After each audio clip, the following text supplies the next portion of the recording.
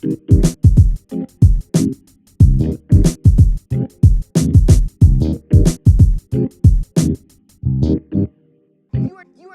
are not doing this for the sake of art. Only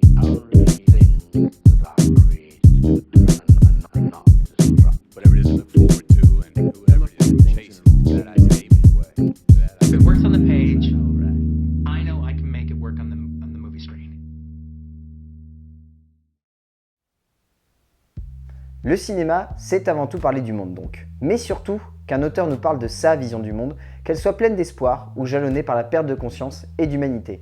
Le réalisateur dont nous allons parler aujourd'hui regarde le monde comme un gigantesque purgatoire pour l'être humain et son désir de rédemption par la justice personnelle. Scott Cooper est un réalisateur d'origine américaine qui officie dans la production audiovisuelle depuis maintenant près de 16 ans. Ce jeune metteur en scène, qui a une formation d'acteur, ne s'est lancé que tout récemment dans la réalisation, mais s'est tout de suite démarqué par un style proche du poème humaniste, par le biais d'un traitement profond et réflexif de l'âme humaine au cœur d'une Amérique en ruine. La vision du monde de ce jeune réalisateur est assez unique, car même s'il n'a pas beaucoup d'expérience dans la réalisation, il a su imposer une patte violente et macabre. Une noirceur graphique donc qui n'a d'égal que la désolation et la tristesse des personnages qui parcourent et endurent ce monde. Si Cooper a su s'imposer si vite, c'est parce que ses films ont une âme, un vrai miroir humain qui permet de faire réfléchir autour de cette question existentielle: pourquoi sommes-nous ici, sur cette terre? Une question que le cinéma a toujours posée, mais que Cooper traite de manière très sombre, comme reflétant une image d'un rêve américain terni par le temps et l'homme, incapable de faire rêver qui que ce soit aujourd'hui. Cooper ne considère pas non plus l'Amérique comme réduite à l'ombre de son passé glorieux ou de sa supériorité auprès des autres nations, mais regarde plutôt celle-ci comme un monde désolé. Désolé au sens propre comme dans un sens plus humain, s'excusant de devoir faire subir à ses protagonistes les parcours laborieux et intenses qu'ils vont devoir affronter pour être jugés de leurs actes. Si ces personnages sont plus proches de l'anti-héros que du protagoniste classique des longs métrages américains, c'est dû au regard pessimiste et noir que jette Cooper sur l'humanité. Une humanité qui, pour lui, ne fait plus face à son unité, mais plutôt face à un égocentrisme, cette manière de se tourner vers soi plutôt que vers les autres, mais tout en laissant croire et fantasmer un entourage finalement invisible pour lui, mais pas pour le spectateur.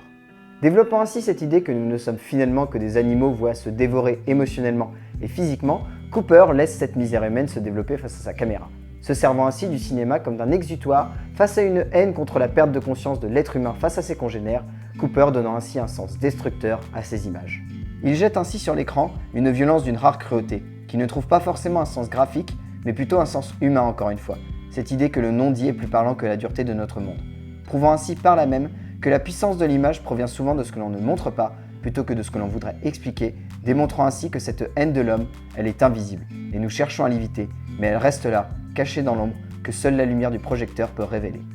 Plonger dans les quelques films de Scott Cooper, c'est accepter de voir notre humanité réduite à son esprit le plus animal, afin de mieux comprendre pourquoi nous nous devons de nous entraider. Malgré le fait que la violence et l'humanité soient parfois difficiles à soutenir, les films de Scott Cooper parlent souvent d'eux-mêmes, sans avoir besoin de réfléchir à un sens secondaire, quand le premier est si parlant pour le spectateur.